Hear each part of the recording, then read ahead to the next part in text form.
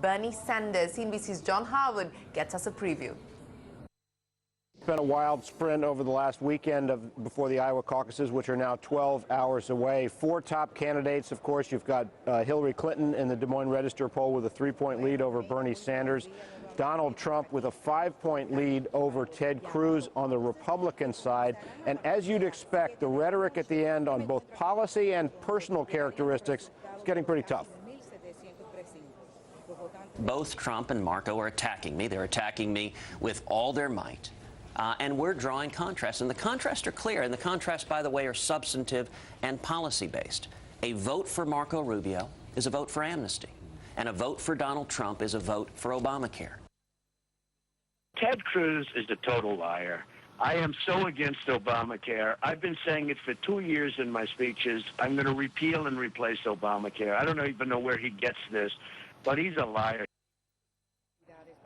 Now, here are the key questions we're going to answer tonight at these caucuses. The first of all is whether Bernie Sanders and Donald Trump, who've had the most enthusiasm, the biggest rallies, can they harvest that energy and take it out on caucus night? It's more complicated than it is for a typical primary voting, so that's a challenge. Second of all, can the organizations of Ted Cruz and Hillary Clinton, which are believed to be superior, more sophisticated than their opponents, can they actually function? Can they deliver a high turnout? That's going to be one of the principal questions. And finally, can Marco Rubio, who's been laying low in this race but trying to come on at the end, can he sneak up on the front runners? He was in third place in that last Des Moines Register poll. Can he pass somebody and grab second? That would give him a big slingshot into New Hampshire, where he hopes to have a breakout performance. Now, the weather is very mild today, whatever that tells you about prospects for a decent turnout tonight. We do have a blizzard forecast, but the snow is not supposed to start till 10 o'clock. That's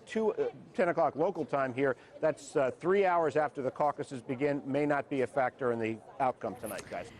Okay, says John Harwood's preview. Shireen, do you want to have a bet on who's going to make it or not? Is it going to be Sanders? Is it going to be Clinton? Or is it going to be Donald Trump? Well, let's keep our votes in our pockets. We don't have anything to do with the U.S. presidential election. Let them take that call. So what is the Iowa caucus and how do people decide their favorite candidate? CNBC TV 18 explains the process. Caucuses are held in places like schools, churches, and government buildings. And it's where voters gather and show up in person to select their candidate at one of over 1,600 precincts across Iowa. But in Iowa, Republicans and Democrats caucus very differently. So let's start with the Republicans. It's easier. They show up to their caucus location and simply cast a secret ballot for the candidate of their choice. Delegates are awarded proportionally based on their overall statewide vote total. Pretty straightforward, right?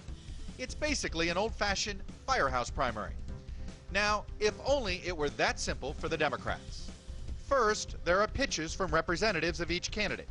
Then, voters move around the caucus site, let's say a high school gym, and gather with like-minded supporters. Clinton supporters in one corner, Sanders backers in another, O'Malley folks in a third, and something called undeclared. They meet as well. But, for example, if Martin O'Malley, who is polling the lowest, can't receive at least 15% support at this site, his supporters can go to another candidate or become undeclared. By the way, this works the same for the undeclared.